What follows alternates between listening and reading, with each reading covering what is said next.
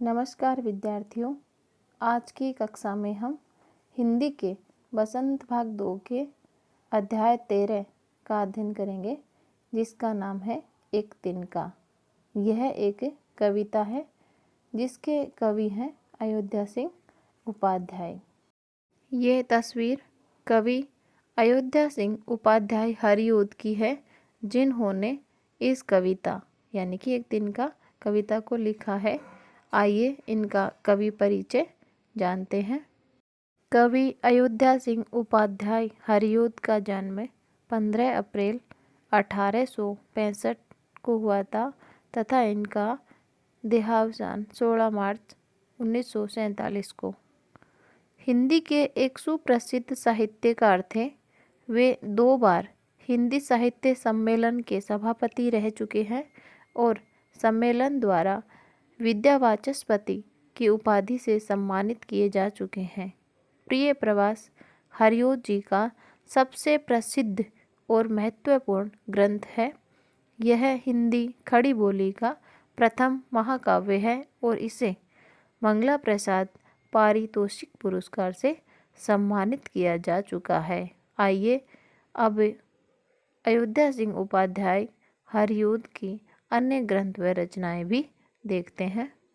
प्रिय प्रवास, कवि सम्राट, वैदेही वनवास, पारिजात, रस कलश, चुभते चौपदे, चोखे चौपदे, ठेठ हिंदी का ठाठ, अध खिला फूल, रुक्मणी परिणय, हिंदी भाषा और साहित्य का विकास।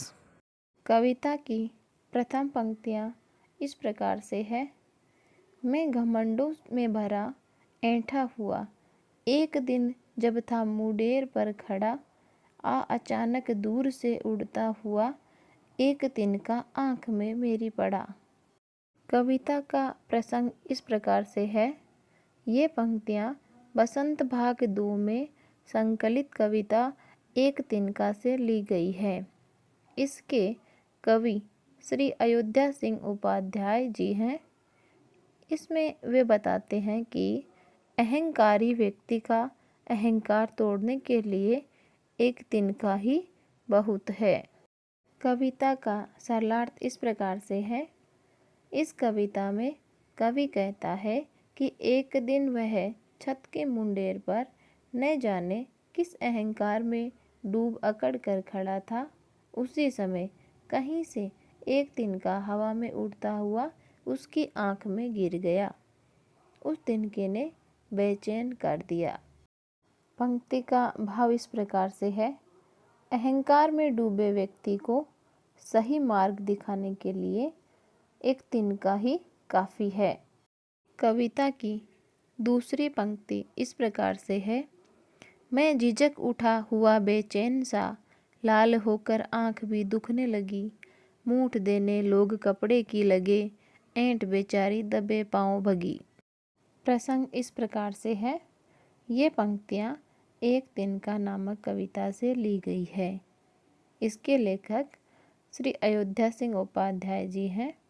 वे कहते हैं कि एक अहंकारी व्यक्ति का अहंकार तोड़ने के लिए एक तिनका ही काफ़ी है। पंक्ति का सरलार्थ इस प्रकार से है। कवि कहता है कि आँख में तिनका पड़ने के कारण वह बहुत परेशान हो गया था। फिर तिनके की रगड़ से बेचैन हो दर्द के कारण आँख रगड़ने लगा और आँख लाल होकर दुखने लगी।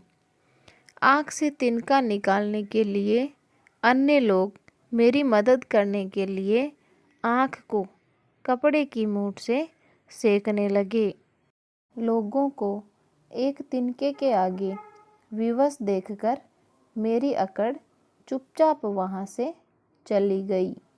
पंक्ति का भाव इस प्रकार से है। मनुष्य की अकड़ एक छोटी सी वस्तु के समक्ष मजबूर हो ढीली पड़ जाती है। कवि द्वारा रचित कविता की अंतिम पंक्ति इस प्रकार से है।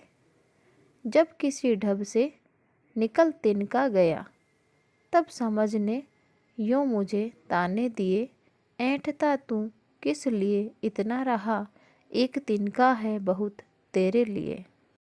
कविता का प्रसंग इस प्रकार से है।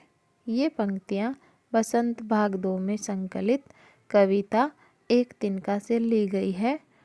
इसमें कवि ने बताया है कि अहंकारी व्यक्ति का अहंकार तोड़ने के लिए एक तिनका ही बहुत है।